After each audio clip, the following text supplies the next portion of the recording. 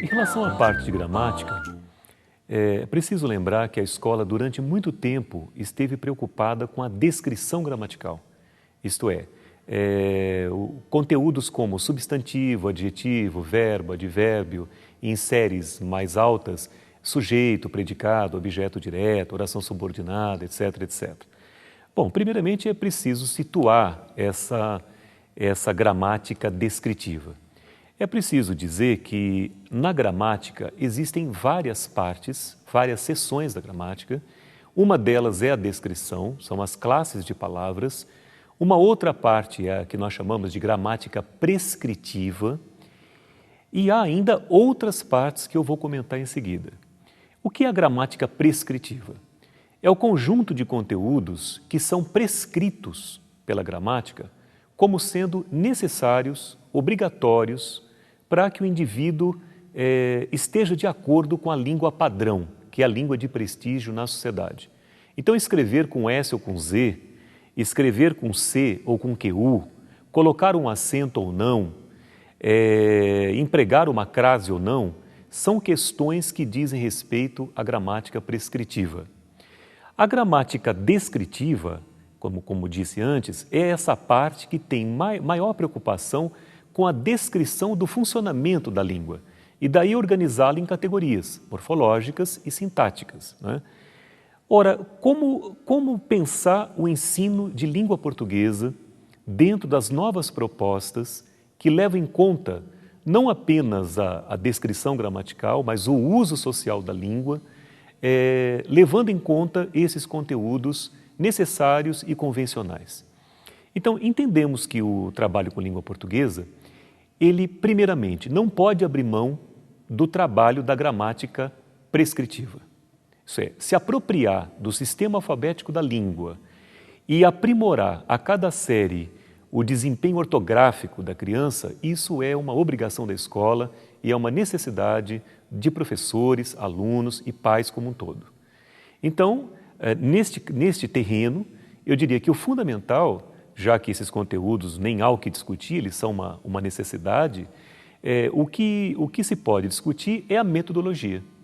Entendemos que é fundamental que esse trabalho seja feito de uma forma sempre contextualizada, partindo dos textos, levando a uma observação das regularidades, das recorrências, inferindo regras, inferindo princípios da própria língua, ou conhecendo algumas regras que já existem e são sistematizadas. E, claro, trabalhar com muita leveza, trabalhar com jogos, não perder o aspecto lúdico, né? Trabalhar com uma enorme variedade de estratégias que sejam bastante adequadas à faixa etária da criança. Por outro lado, no que se refere à gramática descritiva, que neste nível de ensino leva em conta as classes gramaticais, eu penso que não há necessidade de nós aprofundarmos demais esses conteúdos. Por exemplo, no caso de substantivo, nós termos toda uma descrição de toda a classificação que existe a respeito de substantivo, concreto, abstrato, ou nós darmos conta de todas as classes gramaticais, incluindo, por exemplo, a conjunção, eu penso que isso não é o caso nesse segmento. Eu penso que é necessário, sim, trabalhar com as classes de palavras. Entendo que é interessante dar o nome a elas, o nome que elas têm, e não ficar chamando de uma outra coisa, evitando a terminologia. Eu não concordo com esse ponto de vista, mas acho que não deve haver exagero. Entendo que a gramática descritiva, com a sua terminologia, ela deva surgir na medida exata da necessidade e fundamentar o trabalho de produção textual. Por exemplo, para que aprender substantivo, por exemplo? Então, saber o que é substantivo só faz sentido nessas séries, à medida em que o substantivo pode me ajudar no trabalho de produção de textos. Por exemplo, em determinados gêneros, vamos nos lembrar de alguns, por exemplo, um verbete de enciclopédia é sempre um substantivo. Se eu vou a uma enciclopédia, eu vou entrar, vou procurar, com certeza, por um substantivo. Então, eu procuro lá Napoleão. Napoleão é um substantivo próprio, né? Eu procuro cachorro. Cachorro é um substantivo comum. Então, se eu vou fazer um trabalho de produção textual, por exemplo, com o verbete de enciclopédia, este é um momento muito adequado para eu entrar com o substantivo. Se eu vou fazer um trabalho, por exemplo, com listas, a lista de supermercado, lista de amigos para uma festa, de um aniversário, por exemplo, uma lista de amigos, uma lista de roupas para pôr numa mala para uma viagem, a lista sempre vai conter substantivos.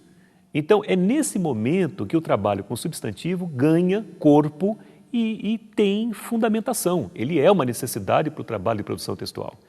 Se vou trabalhar, por exemplo, com gêneros instrucionais, como é o caso da receita, quais são as classes de palavras que aparecem num gênero como esse e que conviria trabalhar para eu desenvolver bem esse trabalho de receita, por exemplo? Ora, na receita, todos sabem que na primeira parte, nos ingredientes, eu tenho quantidades indicadas geralmente por números, por algarismos, mas que na língua são numerais, né? Então a palavra é um numeral, o símbolo é um algarismo da matemática. Então eu tenho ali numerais, eu tenho substantivos, farinha, ovos, manteiga, né? Então eu tenho substantivos. Tenho também na parte do modo de fazer verbos, ou no infinitivo ou no imperativo. Então é um gênero no qual já estão contempladas 3 classes de palavras. Então é muito conveniente que neste momento em que eu vá trabalhar, por exemplo, com a receita, que eu tenha um trabalho apoiando essa produção textual a respeito do numeral, do substantivo e do verbo. Não há necessidade, evidentemente, neste momento, de eu ficar discutindo modos verbais. O imperativo, a diferença entre o imperativo e o subjuntivo, não é o caso. Haverá tempo para isso, mas é necessário que neste momento a criança tenha uma noção do que é o verbo, à medida que é ele que vai dar a instrução, o modo de fazer. Em síntese, eu penso que o trabalho de gramática nessa faixa etária, ele deve contemplar dessa forma lúdica, tanto a gramática prescritiva quanto a gramática descritiva. Porém, não é só isso. Eu acho que dentro da perspectiva de ensino de língua de hoje, que é uma perspectiva textual e discursiva, é possível ir além. É possível pensar o ensino de língua em termos de seu uso social. Quais são as práticas de linguagem na sociedade? Então, por exemplo, ensinar a criança como ser educada, como falar com as pessoas, como se dirigir a uma pessoa mais velha, por exemplo, ou uma autoridade. Então, ensinar a ela que o modo como ela fala com uma criança amiga, né, da própria sala é de um jeito, e falar com a professora é de um outro jeito, falar com o diretor da escola ou falar com um idoso é de um outro jeito. Então, isso também é ensinar gramática, isso também é ensinar língua. Ensinar a ela que o sentido das palavras não é único e que o sentido depende muito da situação, depende muito de quem está falando, para quem está falando, em que momento, em que contexto, com que finalidade, né? Às vezes, em que gênero aquela frase está sendo utilizada, tudo isso constrói sentido, né? Quando um filho, por exemplo, chega à sua casa com o tênis sujo e a mãe diz a ele: Carlinhos, o seu tênis está sujo. Na verdade, o que a mãe está dizendo não é, como a gramática tradicional pensava, uma frase declarativa afirmativa. Na verdade, se a gente olha essa mesma frase pela perspectiva da língua como discurso, da língua como uso social, nós vamos entender que o que a mãe, na verdade, está querendo dizer é: Carlinhos, tire o tênis para entrar em casa. Ou seja, aquela frase aparentemente declarativa tem uma intenção imperativa. A mãe quer mudar o comportamento do filho. Então, nesse sentido, é que nós pensamos que deva ser feito hoje o ensino de língua portuguesa, olhando sempre para o texto, quer dizer, para a frase, quando for o caso, mas para o texto, e esse texto dentro de uma situação maior, quer dizer, alguém dizendo para uma outra pessoa, numa determinada situação, com uma finalidade específica, e é desta maneira que o sentido se constrói.